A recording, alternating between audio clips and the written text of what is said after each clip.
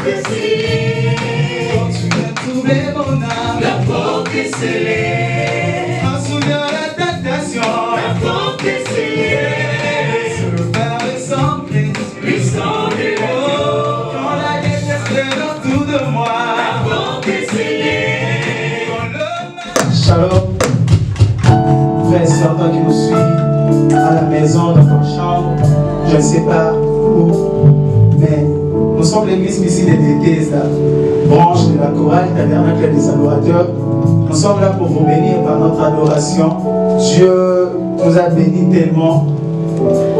Dans un moment, tout le confinement, alors Dieu nous a convaincus que mes mamans du Bosson la bino, ça la bino et puis tout comme ils de la Bible. Alors avant ça, on va passer juste 2 minutes pour la prière. Tu mets ton cœur à Dieu et pour les canapés d'exhortation et puis on va continuer. Si on peut prier. Alléluia. Donne ton cœur à Dieu. Seigneur, sois mon maître. Seigneur, sois tout pour moi. Au moment où il est capable de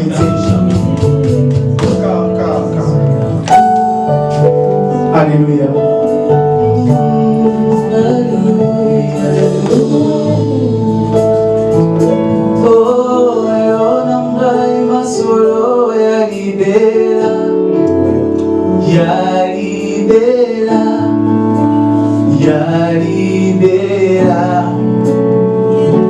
Yahweh, onangai masolo ya libela, okatanga bapongi, pona koluka yo.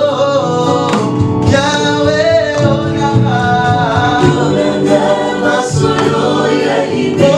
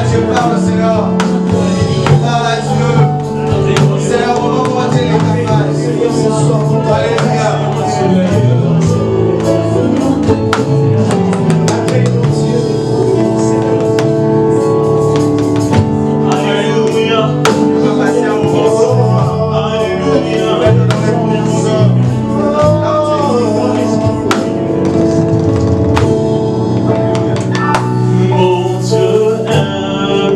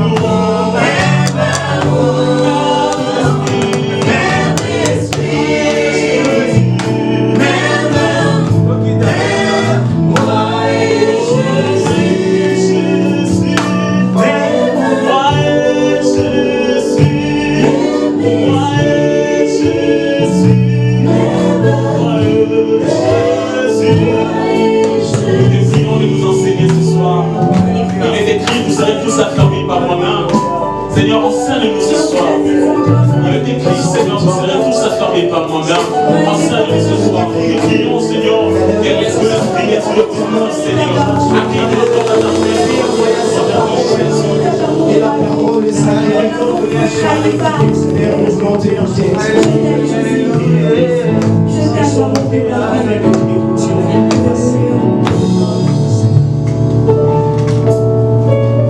Frères et sœurs, nous vous saluons encore par les noms merveilleux que vous avez notre Seigneur Jésus-Christ.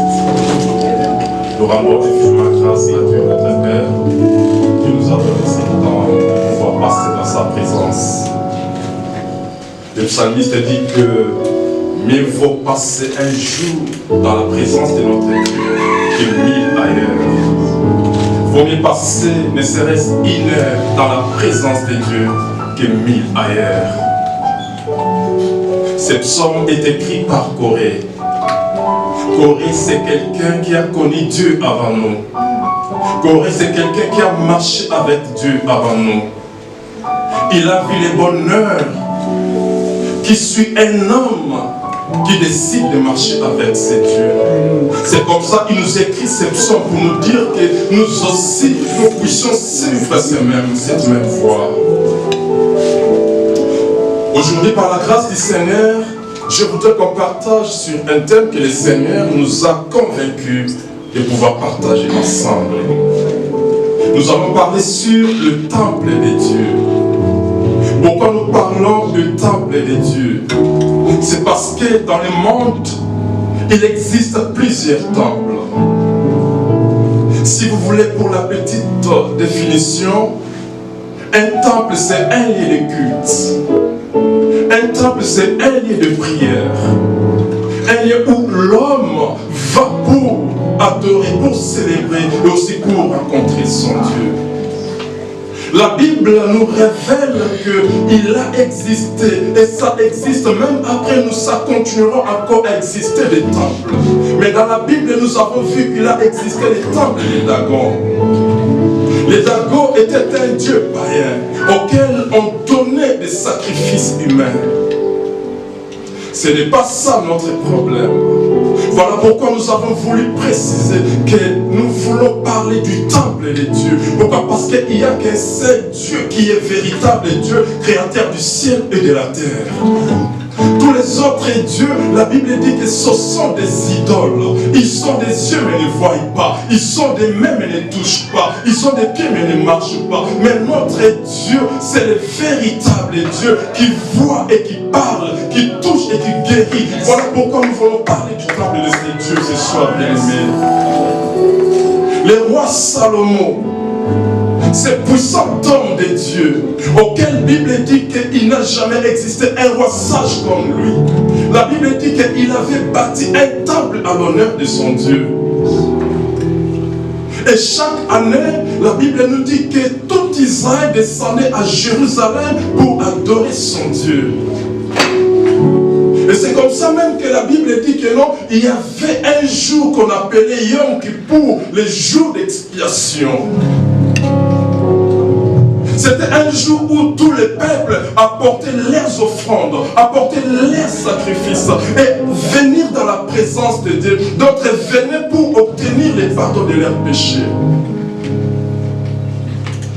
Et en retour, les sacrificateurs, les souverains sacrificateurs entraient dans le lieu très saint pour écouter son Dieu. Et après avoir reçu les insignes de l'Éternel, les souverains sacrificateurs sortaient pour bénir les peuples. Pourquoi? Parce qu'ils étaient venus dans les temples. Bien-aimés, la Bible nous dit que le roi Salomon, après avoir construit les temples, il avait dédié à son Dieu. Il fait cette demande à l'Éternel. Il dit que Éternel, mon Dieu, nous avons bâti ce temple à ton honneur. Nous voulons que Yahweh, tu fasses que ta présence soit dans ce temple. Yahweh, que tout celui qui viendra avec son problème dans ce temple, qu'il trouve solution. Tout celui qui viendra avec des soucis dans ce temple, qu'il rentre avec un cœur plein de joie. Pourquoi? Parce qu'il est venu à la rencontre de Dieu. Mais la Bible nous dit aussi que C'était ça l'ancienne alliance. Mais les jours de la mort de notre Seigneur Jésus-Christ, c'était les jours où tout avait changé. C'était les jours où Dieu ne regardait plus les temples construits par les mains d'hommes. Parce que lui-même, Dieu avait déjà dit au roi Salomon que je n'habite pas par les temples bâtis par les mains d'hommes.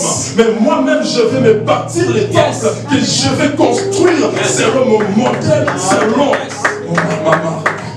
C'est comme ça que le Seigneur avait décidé de changer les choses. Le jour de la mort du Seigneur Jésus-Christ, la Bible nous dit que les rideaux du temple étaient déchirés du haut jusqu'en bas, pour dire que désormais, ça ne serait plus que tous d'Israël devaient descendre à Jérusalem. Mais maintenant, les choses changent. Peu importe l'endroit où la personne peut se trouver, il est capable, il est en possibilité d'entrer en contact avec moi. Mais l'apôtre Paul nous révèle quelque chose aussi d'extrêmement important, bien aimé. L'apôtre Paul nous dit que, et ce sera même notre passage de ce soir, il nous dit dans 1 Corinthiens chapitre 6 au verset 19, ne savez-vous pas que vous êtes le temple de Dieu et que l'Esprit de Dieu habite en vous? Et que vous ne vous appartenez plus vous-même. L'apôtre dit que la vie que tu as n'est plus ta vie. Pourquoi? Parce que Dieu t'a pris. Dieu a fait que tu sois pour lui. Tu ne t'appartiens plus à toi-même. Pourquoi? Parce que tu es devenu le temple de Dieu. Bien aimé, la Bible nous raconte l'histoire d'une femme. Dans presque tout l'évangile, on nous a parlé de cette femme, mais il y a l'apôtre Jean dans l'évangile des Jean qui nous a révélé le nom de cette femme. Elle s'appelait Marie de Magdala. La Bible dit que cette femme était prostituée. Luc dit qu'elle était une femme d'une mauvaise vie. Cette femme vivait à partir de cette activité qu'elle exerçait. Elle vendait son corps pour avoir de l'argent. C'était même de parfait de grand prix. Mais vous savez, bien aimé, Dieu a mis dans l'intérieur de l'homme quelque chose qu'on appelle la conscience. La conscience de cette femme lui disait toujours que quoi que tu aies beaucoup d'argent, quoi que tu gagnes beaucoup, mais sache que la vie que tu mènes n'est pas en harmonie avec la volonté de Dieu. C'est comme ça, un jour, cette femme entendant parler de Jésus, elle est venue à la rencontre du Seigneur. Et lorsqu'elle est venue au pied du Seigneur, la Bible dit qu'elle a pris la vase qui contenait ses parfums et elle l'a cassé au pied du Seigneur pour dire que oui Seigneur, c'est vrai, je ne manque de rien dans ma vie, je ne manque de rien dans ma maison, mais je n'avais pas de paix intérieure. Ma conscience ne cessait de me rappeler que tu es une femme pécheresse, tu es une femme d'une mauvaise vie, tu dois changer ta vie. Elle avait compris que par elle-même, elle ne pouvait rien. La Bible nous dit que cette femme, elle était possédée par 7 démons. Et ce sont ces démons qui la rendaient esclave de cette mauvaise vie. Mais ce jour-là, lorsqu'elle a fait la rencontre avec son Seigneur bien-aimé, la Bible dit que la femme était délivrée de cette mauvaise vie. Elle n'était plus prostituée, elle n'était plus une femme pécheresse, mais la Bible dit qu'elle était parmi les femmes qui suivaient Jésus. C'est-à-dire qu'elle était devenue une nouvelle création que Dieu avait bâtie pour lui-même. La Bible nous dit qu'elle ne s'était plus détachée de son Seigneur. Elle était restée fermement dans sa foi. Elle aimait son Dieu. Vous savez ce qui m'étonne avec l'histoire de cette femme, et c'est ce qui me pousse aussi à m'interroger. Est-ce que moi aussi j'aime le Seigneur comme aime cette femme? La Bible dit que puisque l'écriture devait s'accomplir, un temps après on avait crucifié le Seigneur et on l'avait placé dans le tombeau. C'est au point que les disciples s'étaient enfermés dans une maison. Mais quelques temps après, cette femme, on nous dit qu'elle s'était rendue au sépulcre pour aller voir son Seigneur. Quel amour! Cette femme a continué à s'attacher à Jésus, même un Jésus mort, bien-aimé. Et lorsqu'elle est allée, elle a constaté que le Seigneur n'était plus dans les tombeaux. Pour elle, elle se disait que certainement, on a enlevé mon Seigneur. C'est comme ça, elle est allée informer les disciples pour dire qu'on a enlevé le Seigneur, il n'est plus dans les tombeaux. Mais elle ne savait pas que l'écriture venait de s'accomplir et que le maître devait mourir et que 3 jours après, il devait ressusciter. Lorsqu'ils sont venus avec les apôtres, ils ont aussi constaté que le Seigneur n'était plus dans les tombeaux. Eux, les disciples sont rentrés, mais cette femme était toujours insatisfaite. Elle n'a pas voulu rentrer comme les disciples. Elle s'est dit que moi je vais rester ici parce que je vais trouver mon Seigneur. Elle s'est dit que non, même lorsque les anges sont apparus à cette femme, ils lui ont posé la question: qui cherches-tu? Il répond comme ça aux anges. Il dit que si c'est vous qui l'avez emporté, remettez-moi mon Seigneur. Remettez-moi mon Jésus. Même un Jésus mort, un Jésus qui ne pouvait plus accomplir des miracles, un Jésus qui ne pouvait faire des prodiges, un Jésus qui ne pouvait plus guérir les malades, un Jésus qui ne pouvait plus multiplier les pains. Mais cette femme a continué à aimer son Seigneur mort. Bien-aimés, nous ne devons pas aimer le Seigneur seulement parce qu'il nous donne du pain. Nous ne devons pas aimer le Seigneur seulement parce qu'il nous guérit de nos maladies.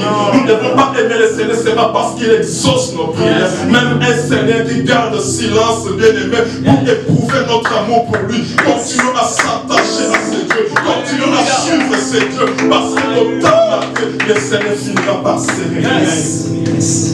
Et puis, la femme attend une voix lui parler. La voix appelle la femme par son nom, Marie. La femme pensait que c'était le jardinier, mais il ne savait pas que c'était le Seigneur qui lui parlait. Quand il se tourne, il s'adresse au jardinier. Il dit que je cherche mon Seigneur. Et le Seigneur lui appelle encore par son nom. Il dit que c'est moi Jésus. Et quand la femme sut que c'était Jésus, elle voulait s'empresser pour l'embrasser. Mais le Seigneur lui dit: ne me touche pas encore, ne me touche pas encore, Marie. Pourquoi? Parce que je ne suis pas encore monté vers mon Seigneur et votre Seigneur, vers mon Dieu et votre Dieu. Bien-aimé, quand on s'attache à Dieu, quelle que soit la durée de la nuit, la Bible dit que le soleil Alléluia. Quand on s'attache au Seigneur dans le moment d'épreuve, d'ailleurs le Seigneur lui-même parle aux enfants d'Israël que je vous ai traversé dans le désert pour vous éprouver, pour voir si réellement vous continuerez à m'aimer même dans des moments difficiles de votre vie. L'auteur de l'Épître aux Hébreux nous dit ceci, que n'abandonne pas ton Seigneur, n'abandonne pas ta foi. Et puisque cette femme avait prouvé son attachement, son amour au Seigneur, bien aimé, elle fut la première des messagères de la bonne nouvelle. Elle fut la première des messagères de la résurrection de Jésus-Christ. Elle est allée parler aux disciples que Jésus est ressuscité. Bien aimé, je vais te dire, quel que soit les temps difficiles que tu traverses, Jésus est ressuscité.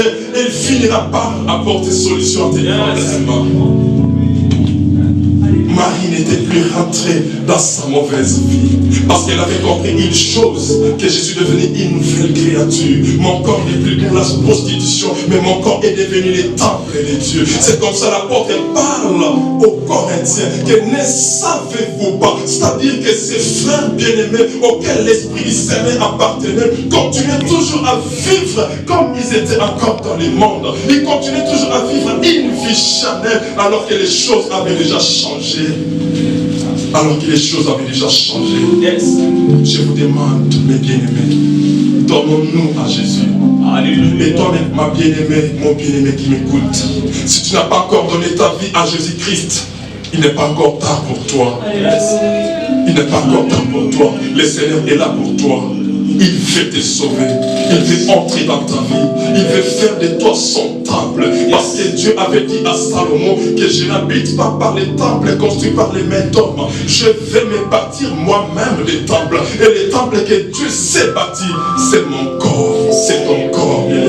Et le Seigneur veut habiter dans ton corps. Le Seigneur veut marcher avec toi. Le Seigneur veut faire avec toi une histoire nouvelle qui étonnera le monde. Que le Seigneur vous bénisse.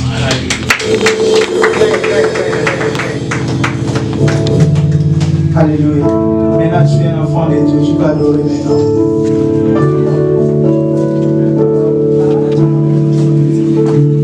Tu es un enfant de Dieu. Vous parvenez dans la famille mondaine. Alléluia. Jésus.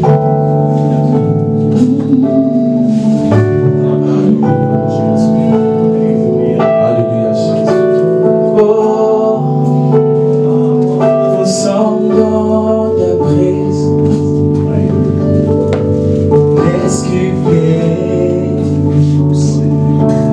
Nous fait tomber ta vie sur nous. Ouvre nos ocus ciel. Alléluia. Madame Issous. En abondance, me fait tomber ta pluie sur nous. Ouvre nos écus du ciel. En abondance, me fait tomber ta pluie sur nous.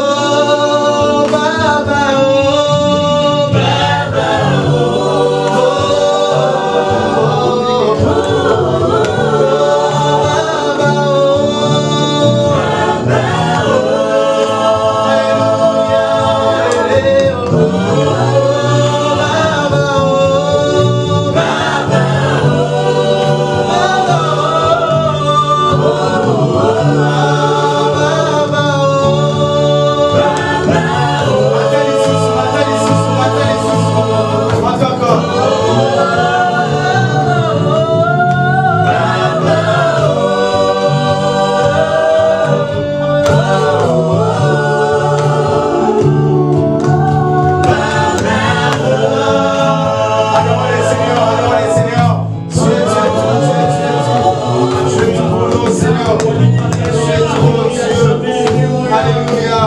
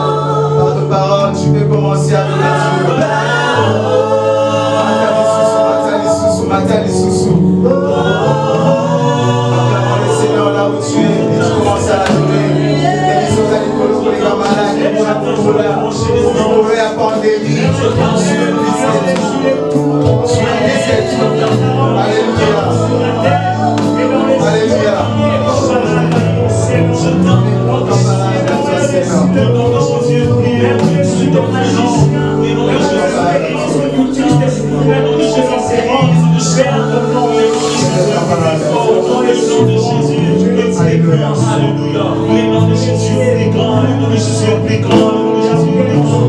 Voilà, nous célébrons le nom de Jésus. Voilà, nous célébrons ce soir. Alléluia. Très clair dans sa soirée.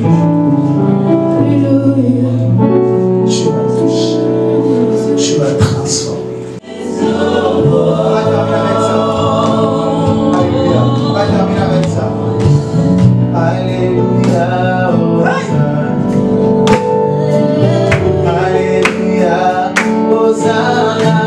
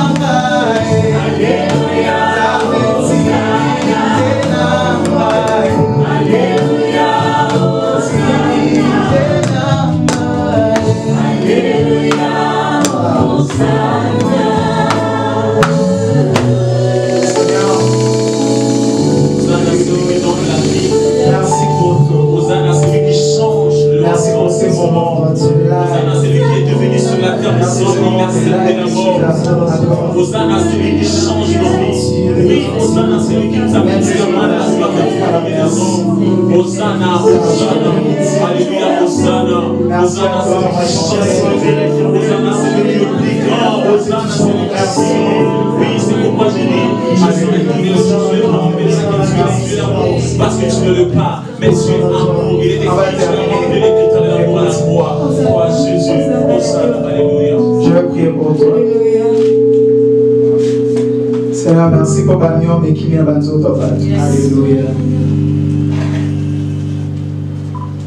Merci pour la montée, maman, encore et ami, on dirait qu'il tourne. Merci parce que les épannes des numéros qui sont là, ils sont aussi cas.